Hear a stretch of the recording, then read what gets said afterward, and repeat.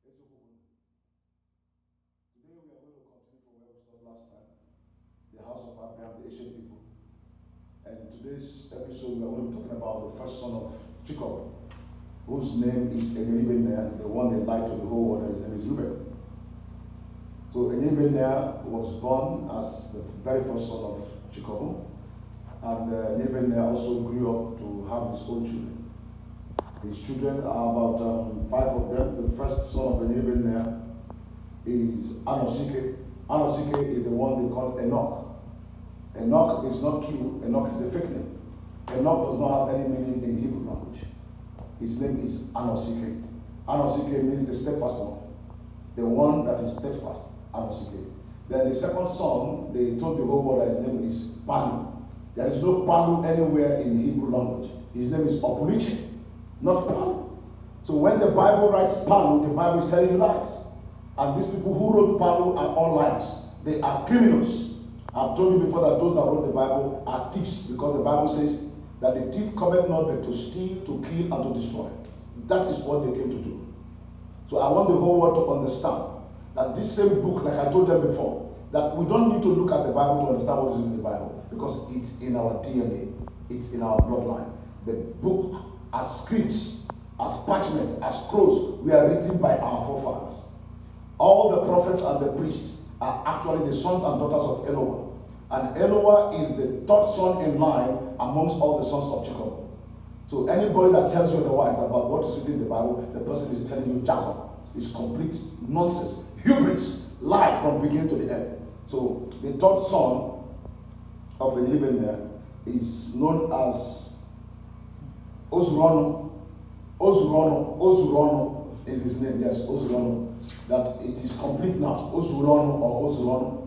He gave birth to the first 3 sons, Ozuronu, which means that it is now complete. And we all know that 3 is a complete number. 3 is a complete number, that's why the name of the guy is Ozuronu. So the 4th son is actually the one they call Kami. Kami does not have any meaning. The meaning of the word Kami is my vineyard. Oponumi. Oponumi is what they call Kami. His name is Oponumi. My vineyard, Oponumi. That is a Hebrew word. It's an ancient word. Oponumi. So that's what they call Kami. Then, and these people are actually the people that gave birth to all the descendants of Èñe'ruibe'nna'àa. If you go to Abia North, you will see Èñe'ruibe'nna'àa's children as Umiibe. Umiibe. If you go to Ebonyi State, you will see them there as Ndibe. The Umiibe and Ndibe people are actually Èñe'ruibe'nna'àa's children. And unfortunately, the problem Èñe'ruibe'nna'àa caused, we see it resonating in the life of his children. And that is why the one they call Okeze, aka Mmerikoshi, aka Moshe, aka Moses, decided to pray for them in the book of Debaramna in 33 verse 6. When he said, Reuben shall live and not die, for your descendants shall not be few, but they shall increase. That prayer is actually the prayer done by my forefathers. And what is that? Umiibe, Brinu, Rienu, Mono, Mazono. These are the 4 words written in the verse 6 of chapter 33 of the book you know as Deuteronomy. But unfortunately, that word is not Deuteronomy. The word is Debaramna. It is Debaramna because the Most High told Okeze, he said, go and rewrite all the things which I have given to you in the books into this book. He brought it from the book of Genesis. He brought it from the book of Chinwotutu. He brought it from the book of Iwibu Niwara. The one they tell you is Leviticus. There is no body or book known as Leviticus. It is called Iwibu Niwara. But when you go to the Torah says Wayikra. Wayikra simply means Iwibu, the law of the people and the law of all. Iwu, Niwara. So Wayikra does not work. And the word Leviticus have no meaning. It has no meaning. People who tell the Levitical priesthood is a scam. There is no Levitical priesthood anywhere in the world. It is the priesthood of Eloah.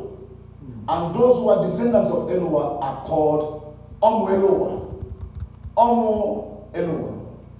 That is how they told the whole world that during the time of Exodus, that the original Israelites that left Egypt were called Amo Israel. And unfortunately, they keep pronouncing wrong words. The word they call Amo is not Amo, it's Omu or Omu. The people that pronounces the original language are those who are in River State. The children of Nzechi'ka'obu were in River State. In Alo people are the ones that pronounce the original word. They call it Omu. Where you have Omuoko, Omu Ihechi, Omu this and Omu that. But the other Igbo people call it Omu. But I take Omu as the most correct one because it is called Omumu. Not Omumu, it's Omumu. So the word Omu is more correct than the other ones. Then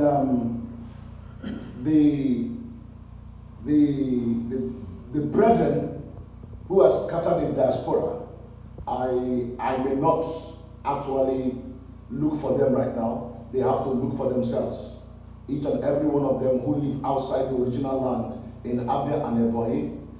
I'm trying to let my people understand that don't divide us based on Nigerian demarcation, political demarcation. That is not how it is. Now, some of them are living in Abia, others are living in Ebonyi. It doesn't work that way. They are children of one father, and when the time comes, they are going to come together to vibrate together as children of one person. So I'm also going to let us understand that those prayers which was said on behalf of Èñe'ruibe'nna'àa were actually the prayers that my forefathers prayed every day. The ancient people prayed every day. We also prayed every day. So that line of prayer for the house of Èñe'ruibe, it's not a new one, it's not a foreign prayer, it's the prayer of Ndigbo. Ndigbo are those people we now today call Igbo people. Like I always tell them, we are not actually Igbo. It is the British that came and could not pronounce Ndigbo, and they say they are Igbo. We are not Igbos. We are Ndigbo. And however, our forefather, the one who has Chikobu, is called Nzechi'ka'obu or Nzerelu, because the Most High said, I have made you my prince. Prince in our language is Nze. Nzerelu. Then the Most High told him, say, I am your Ezi, which is Ezerelu. And out of Ezerelu, some people came together and said, it is now Israel. Well, I'm not speaking about Israel. When the time comes, those who are original will know who is original. And those who are not original will have to bow down. It's very unfortunate, very, very unfortunate, that these people are still fighting our people to stop us from progressing. We know where it started from. It started from the days of Abraham. Abraham went ahead to name two of his children based on this conspiracy. The second to the last son of Abraham, which they call Medan. His name is not Medan. His name has nothing to do with Medan. His name is Megidironye. Who have I offended? Wow. The one they wrote in Saudi Arabia as Midian is not Midian. It's Amamegidi or Amamegidani, which they now call Armageddon. There is no Armageddon anywhere. The word is Amamegide Idu or Amamegidani. And what does that mean? It means the conspiracy against Idu, which started 2,275 years ago through Oromiyan, when Oromiyan came and conquered the land in Idu and caused the people to be scattered. That is how the word came. So those words you see them, they are actually the ancient language and have ancient meanings. So this is the first son of Chikobu. I'm also going to treat the second son of Chikobu. I will talk about the third son of Chikobu until the 12 tribes are complete. And these 12 tribes, they are actually here in our land. Can't you think, when the people say it is Hebrew West Africa, Hebrew West Africa. Now, who is the Hebrew in the Bible? The Hebrew in the Bible is Abraham. Abraham the Hebrew. Now, if The maps of the world is showing the whole world that Abraham's children are living from today Abyssinia, which you know as Ethiopia, all the way to Nouakchott or southern Morocco, or what we call Senegal. It simply means that all the people who live in the coast of West Africa are actually Abraham's children. And who are they? Children of Èñe'ruibe'nna'àa, who is all the ones who claim to be Igbos, and some of them in Delta. The Urhobo people are actually children of Èñe'ruibe'nna'àa. The Isan people are children of Esan. The Ichekiri people, which is written in the book of First Chronicles chapter 7 and 8, they wrote it as Zikri. Zikri is actually Ishekiri. Zikri is actually Ishekiri. And unfortunately, those that translate the Bible wrote pure nonsense, either to deceive or to deceive themselves. And now they have succeeded in deceiving themselves because they fail to realize that Chukwokika, the owner of the entire world, will definitely remember his own. What did he say? He said, I will return back to Jerusalem, the city where my name is placed. And when I shall cause the captivity of Nzechi'ka'obu to return, they shall be as men that dream. And the captivity is returning back. He said to them, I will bring you out of the graves where you are buried, and I will shut the graves. So shall I cause the wind to blow from the four winds, and all the bones in the valley that are dried, I will cause them to come together, bone upon its bone. Every bone from beside which they will all come together, and they will become a great army. We are rising up as a great army, and there is no human being on earth that can stop the house of Abraham. No human being on earth. Whether you are born in heaven or on earth, you cannot stop the spoken words of the Most High.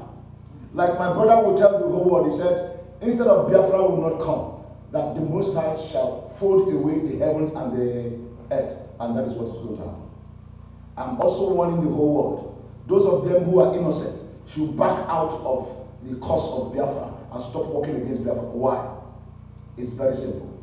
The Most High have said it in the book of Èñe'ruibe'nna'àa, which you know as Isaiah chapter 60 from verse 10 to 12. He said one thing. He said that any nation that will not worship you or acknowledge you shall be destroyed and utterly wiped out. So the nations of the world, it's a warning to you. You are going to destroy yourself, or you will be utterly wiped out, because the word of the Most High shall come to pass. Except Chukwokike does not exist. That is when the world will continue to intimidate the so-called Igbos. Like I said, we are not Igbos, we are what? We are Ndigbo. The return of Ndigbo is coming. Yes, we are coming back to take our position because it is written. And because it is written, so shall it be. Thank you.